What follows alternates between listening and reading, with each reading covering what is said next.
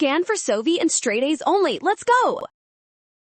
Combined gas law question coming fast. Temperature doubles, pressure doubles, and the whole trick is spotting what stays balanced so the volume does not budge.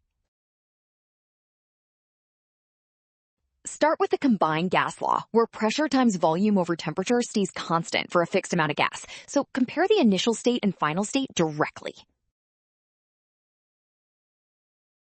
Now plug in the changes. The temperature goes from 200 Kelvin to 400 Kelvin, so it doubles. And the pressure also doubles, which means those factors change proportionately.